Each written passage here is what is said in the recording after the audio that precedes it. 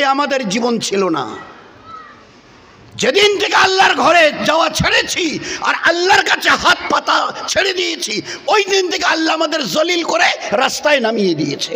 যাও গিয়ে রাস্তায় দাঁড়িয়ে এবারে খুব আওয়াজ লাগাও, নয়তো দেনেওয়ালা আমি একা।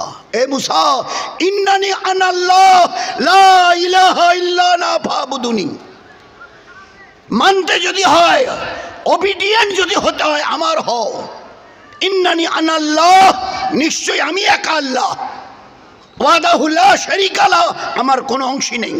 ফাবুদুনি, একা এক আমার আল্লাহ, আমি আল্লাহ, আমার ইবাদত করো। আর তারপরে হাত উঠাও।